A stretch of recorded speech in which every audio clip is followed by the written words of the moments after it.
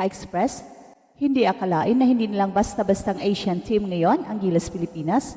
Kung noon kapag makakalaban ng Gilas ang mga European, American at Oceania teams, ay sure talo na tayo, ay nag-iiba na ang narrative and thanks sa ating mga panalo kontra Latvia sa Olympic qualifying tournament at ang panalo ng Gilas against New Zealand at ang gold medal sa Asian Games. Kung noon ay hindi man lang in-scout ang ating mga players bago ang laro, ngayon ay tinututukan na ng buong mundo ang Gilas Pilipinas, especially ang laro ni Kai Sotto, kung paano nila ito mapipigilan.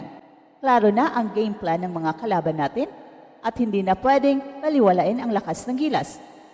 Marami man ang pumalag at kinatatakutan na ang Gilas, pero the fact remains na nagkaroon na ng kahit konti man lang takot ang mga kalaban natin. At hindi yan fake news, totoo yan. Kahit hindi man takot ang itawag niyo dyan, yet para sa akin, ay takot pa rin yan dahil pinaghahandaan na nila ang Gilas. At hindi lang yan, pinipili na ng mga kalaban na dalhin ang kanilang best team o Team A at nag-hire pa ng ibang mga bagong coach dahil sa threat na galing sa Gilas. Dahil kung hindi nila siseryosohin ang Gilas ay tiyak ang kanilang talo.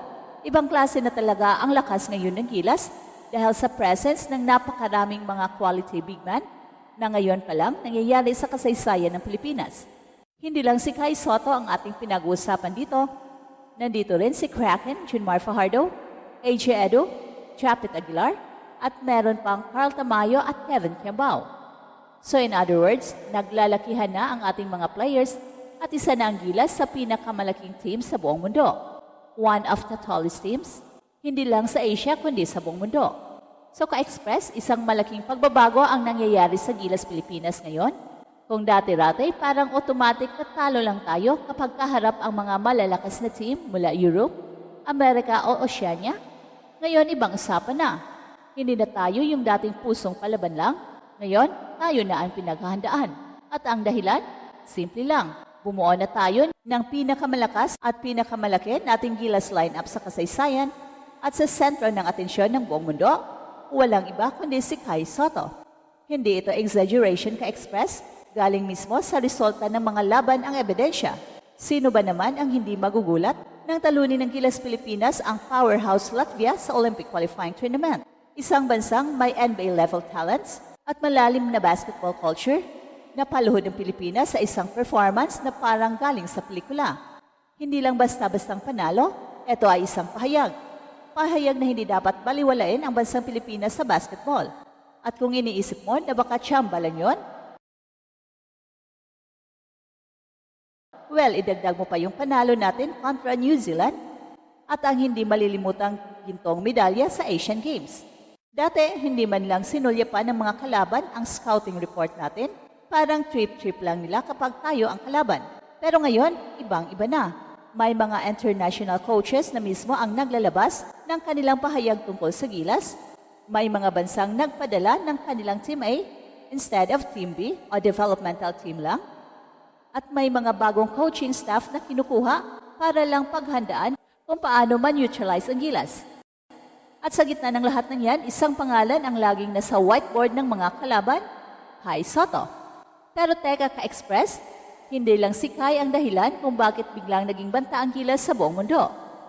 Si Kai ang poster boy?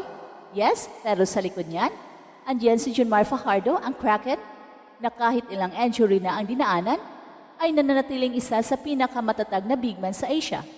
At andyan si AJ Edo, ang defensive wall, na bumaba ang field goal percentage ng kalaban tuwing andoon siya sa paint. Si Japet Aguilar, kahit veteran na, ay may bagsik pa rin sa opensa at depensa.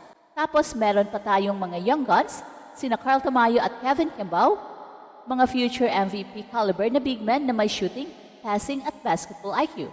Ka-Express, kung titingnan natin ang lineup ng Gilas ngayon, ito na ang pinaka-versatile, pinakamalaki at pinaka-balanced na team na na-assemble sa kasaysayan ng ating bansa. Literal na one of the tallest teams in the world, tayo ngayon, at hindi lang sa height, pati sa talent. May combo tayo ng shooters, defenders, playmakers at mga high basketball IQ veterans. Kaya kung iniisip ng ibang bansa na madali pa rin tayong talunin, nagkamali sila. Kaya nilang huwag matakot, pero hindi na nila kayang hindi tayo paghandaan. Isipin mo to, Ka-Express, Noon, pinipilit lang natin na tapatan ang size ng mga kalaban gamit ang hustle. Ngayon, may size na tayo, may skill pa. Ang dating sinasabing undersized gilas ay isang memory na lang. Ang mga kalaban ngayon, hindi na pwedeng ibase sa luma ang kanilang game plan kasi kung mag-underestimate sila, tiyak ang kanilang pagkatalo. Kaya nga kahit ayaw nilang aminin, may takot na. Hindi man yung literal na nanginginig, pero yung tipong nag-iiba na ang kilos nila. Nagiging maingat na sila. Kung dati ay second unit lang ang pinapadala nila, ngayon ay full force na. Ganyan kalaki ang epekto ng pagbabagong ito sa gilas. Kasi alam nilang hindi na ito yung gilas na kahit barado sa ilalim ay aasang makakasilat. Hindi na ito yung team na laging kailangan ng miracle run. Ito na ang team na kayang manalo sa gilas ng laro, literally and figuratively. At balik tayo kay Kai Sotto ka-express. Well, sa totoo lang, marami pa rin ang kumo-question sa kanya. Sinasabing, masyado raw siyang hype, kulang pa raw sa NBA level. Pero alam mo kung anong hindi nila may tatanggi? Sa bawat laro ng gilas, si Kai ang sentro ng depensa. Si Kai ang nagbibigay ng problema sa kalaban. Sa kanyang 7'3" height, may mobility at shooting siya.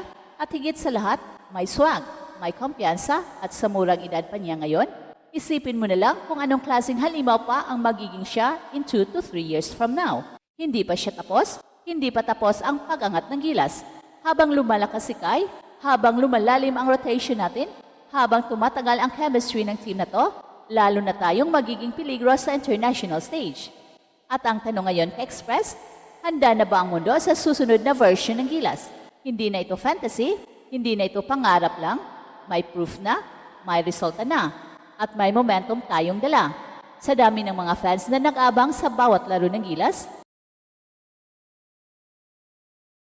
sa dami ng videos na viral sa social media, sa bawat analyst na napapaisip kung paano tinalo ng gilas ang mga mas malalaking bansa, isa lang ang malinaw, hindi na ito yung underdog story. Ito na ang simula ng pagiging powerhouse ng Pilipinas sa basketball. At dito ka-Express, sa Express Info, patuloy tayong magiging success sa bawat galaw, bawat assist, bawat dunk at bawat panalo ng gilas. Dahil hindi pa ito ang rurok, simula pa lang ito ng isang bagong isang era na kung saan ang buong mundo ay hindi lang magmamasid kundi nag-aalala. Isang era na kung saan ang Pilipinas ay hindi lang basta contender kundi seryosong championship threat. Kaya huwag kang bibitaw ka-Express dahil habang tumitindi ang laban, mas lalong tumitibay ang gilas. At habang mas lalong pinaghahandaan tayo ng mundo, mas lalo tayong nagiging mapanganib. At ang tanong na lang, sino ang susunod na bibiktima ng bagong gilas? At ito ang Express Info na kung saan bawat kwento, ginulat ang mundo. Don't forget to like and subscribe.